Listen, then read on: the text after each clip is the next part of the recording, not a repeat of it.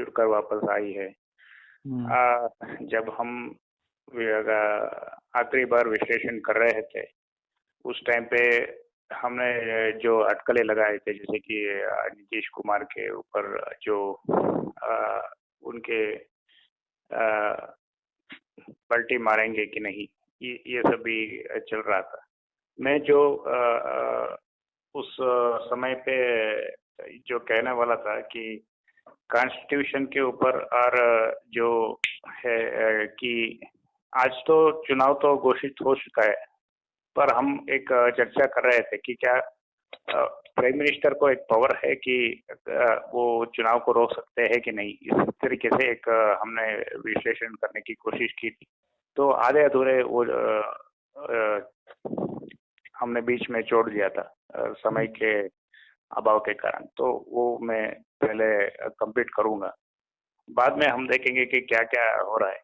और सच बताओ तो शायद ही आज के समय पे ऐसा है कि काफी हद तक जो राजनीति है काफी हद तक समाप्त हो चुकी है। अगर देखा जाए तो, अगर थोड़ा बहुत गौर से देखेंगे कि कौन किस पार्टी जा रहा है, कौन किस पार्टी नहीं जा रहा है, कौन विपक्ष में है, कौन पक्ष में है, ये सब अब आने वाले टाइम पे ज्यादा फर्क नहीं पड़ेगा, मुझे ऐसा लग रहा है, मेरी व्यक्तिगत राय है।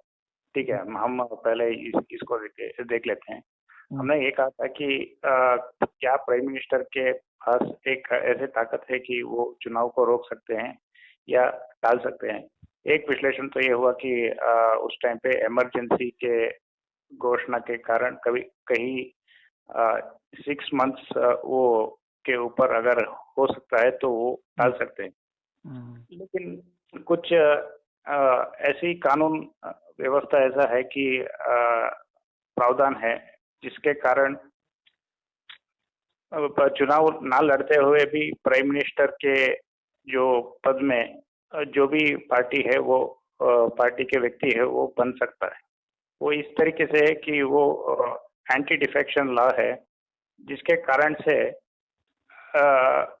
तानाशाह बन सकता है उस तरीके से देखा जाए तो इसका विश्लेषण इस तरीके से ये है कि हमने ये कहा कि जिस टाइम पे जो है चुनाव घोषित करने के लिए जो नोटिफिकेशन जारी होता है वो राष्ट्रपति के द्वारा जारी होता है।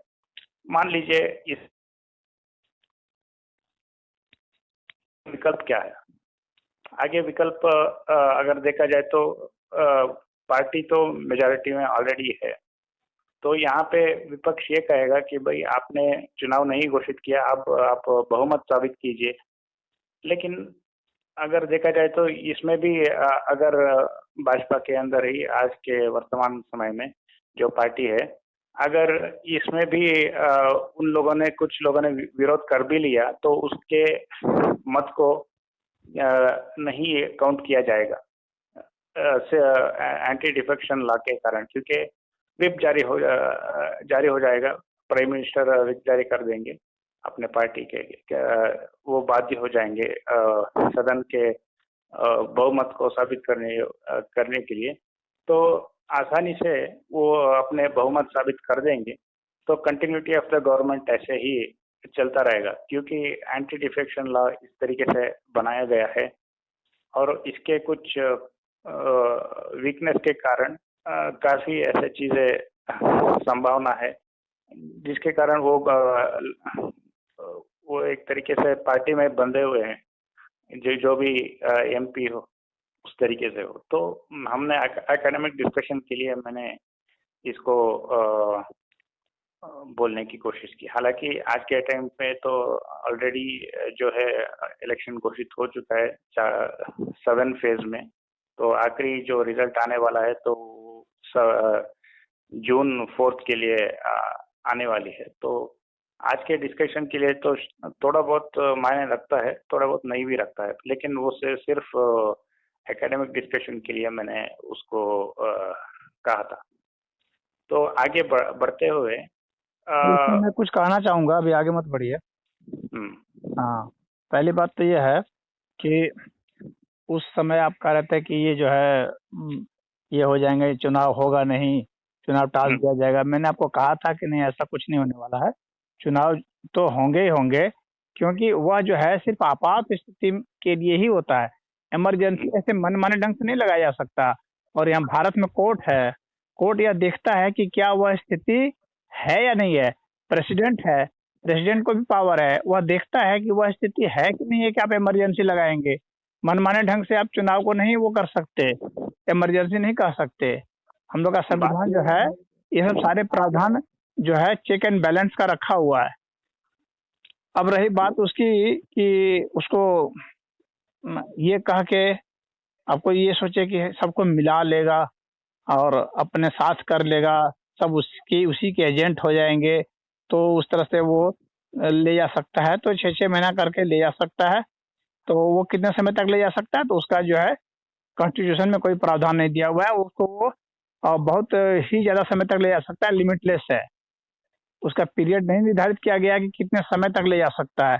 तो वैसी स्थिति में तो ठीक है, वो बहुत लंबे समय तक ले जा सकता है, लेकिन लेकिन ऐसा नहीं हो सकता है कि सारे जो है पूरी जुडिशियरी को ही वो मिला ले, प्रेसिडेंट को भी मिला ले, और फिर जनता भी चुपचाप ही बैठी रह जाए, देखे कि भाई यहाँ ऐसी स्थिति भी नहीं है, फिर भी ये जो है इमरजेंसी लगाया हुआ है।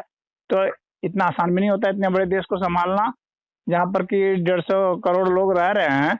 वहाँ जबरदस्ती आप इस तरह से नहीं कर सकते, मुश्किल कर देंगे लोग, सड़कों पर से आप निकल जाएंगे तो आप नहीं संभाल सकते।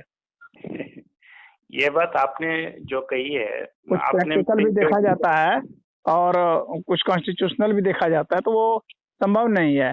एंटी डिफेक्शन लॉ जो है, एंटी डिफेक्शन लॉ में ऐसा कोई प्रावधान नहीं है कि आप जो है लगातार आप जो है शासन करते रह जाए, तानाशाह बन जाए, तो ऐसा उसमें कोई नहीं है।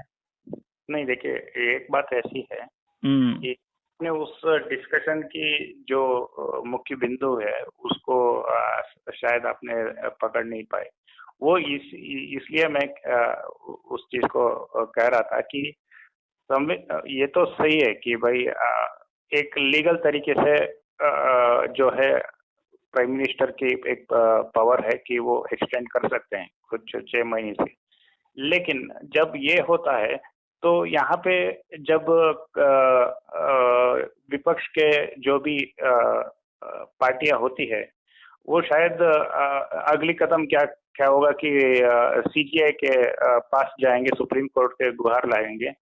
उसके अलावा वो जो भी एक सुप्रीम कोर्ट डिसीजन लेगा, शायद वो बाध्य नहीं होगा, क्योंकि प्रेसिडेंट ही अल्टीमेट उस बिंदु पे रुक जाता है।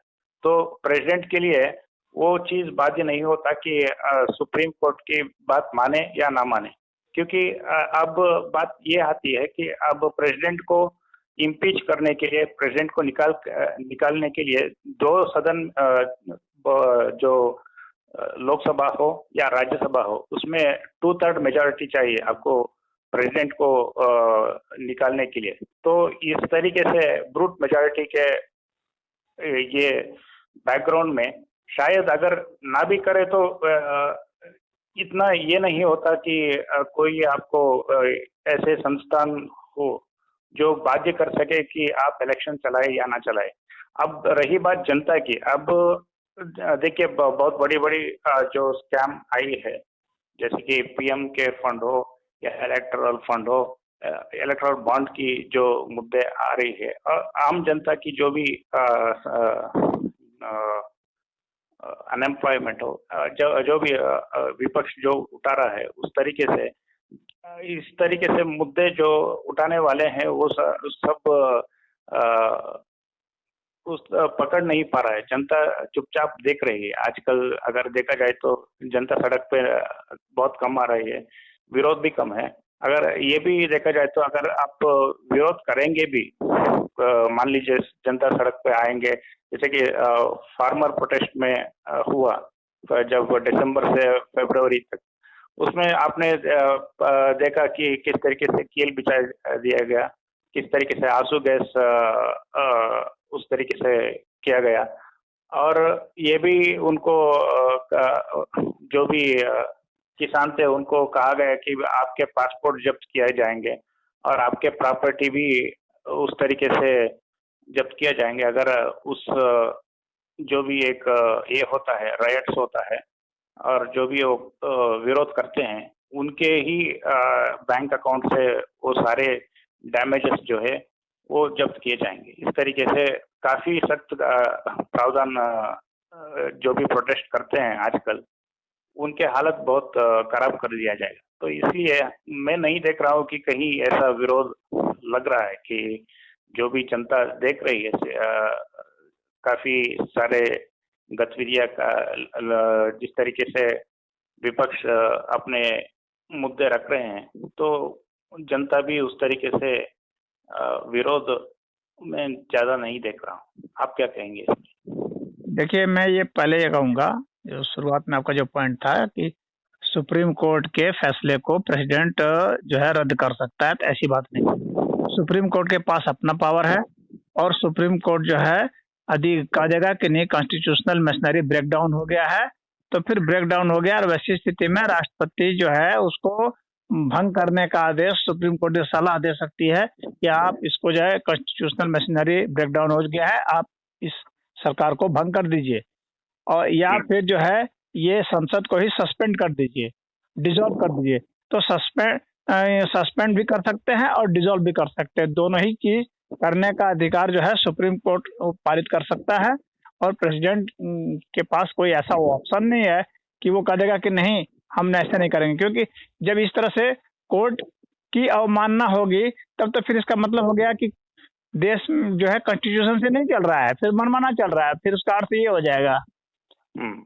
तो इसलिए सुप्रीम कोर्ट के आदेश की अवहेलना कोई भी नहीं कर सकता, क्योंकि वहां पर एक जज की बात नहीं है, कोई एक पर्सन की बात नहीं है, बल्कि पूरे जुडिशियल सिस्टम की बात है, पूरे कॉन्स्टिट्यूशन की बात है।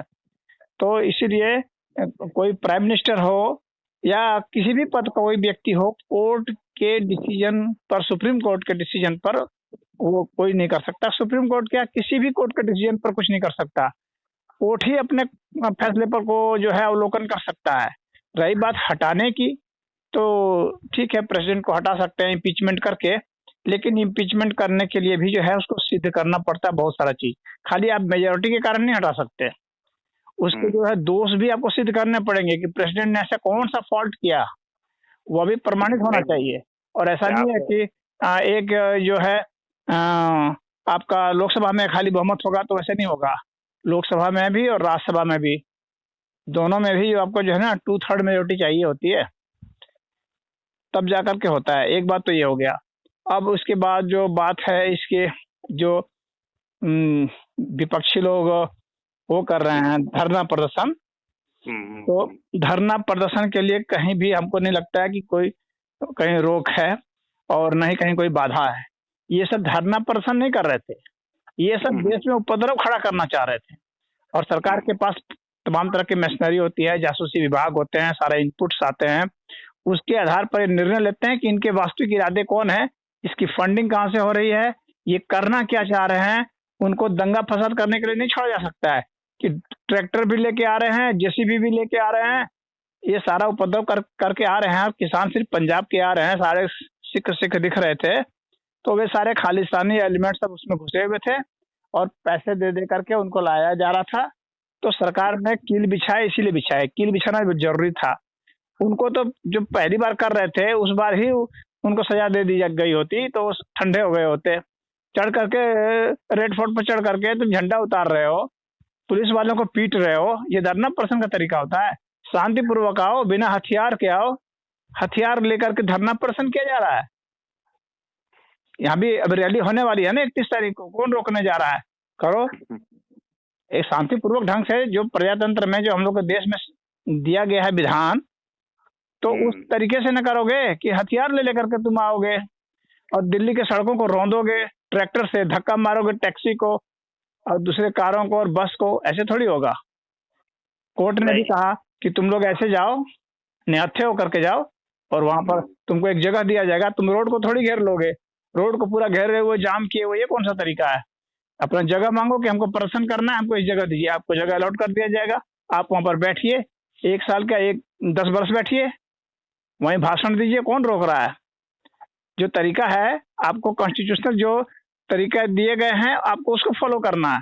अगर आपने उस प्रोटोकॉल को फॉलो नहीं किया तो फिर सरकार के पास पूरा राइट है कि आपको दंडित करेगी और आपका पासपोर्ट जब्त करेगी। सरकार के पास हर मशीनरी है और हर मशीनरी को अप्लाई करेगी, क्योंकि ये सारे देश विरोधी तत्व जो है वहाँ इकट्ठे हो गए थे। मैं इसके ऊपर फिर से आऊंगा, क्योंकि इसके काफी सारे ऐसे पहलू है जिसको हमको देखने की कोशिश करनी चाहिए। सिर्फ ये नहीं है कि वो जो भी मीडिया में दिखा रहा है, उनकी मीडिया में क्या दिख रहा है, साफ दिख रहा था, सबको दिख रहा था। ऐसा थोड़ी कि गलत दिखाया जाता है, ऐसा थोड़ी था कि वो ट्रैक्टर नहीं लाए थे, जेसीबी नहीं लाए थे, ये लोग खुद ही बना रहे थे। नहीं, मैं उसके बिंदु पे नहीं जा रहा हूँ कि जो उनकी मांगे जो भी थी, जैसी भी थी मांगे, उनको रखने का अधिकार था, लेकिन उनके रखने के जो तरीके थे वो बिल्कुल ही गलत थे और गैर कानूनी थे, और इसलिए और उनके इरादे भी गलत थे, इसलिए उनकी धुनाई हो गई, वो वापस चले गए, ठंडा हो गए। अब ऐसा एग्जाम्पल सेट हो जाएगा, फिर दोबारा कोई इस तरह से उपद्रव नहीं करेगा। ठीक है, हम फिर से उसको रिविजिट करेंगे। दूसरी बात यह है कि आपने जो कहा वो बात तो सही है।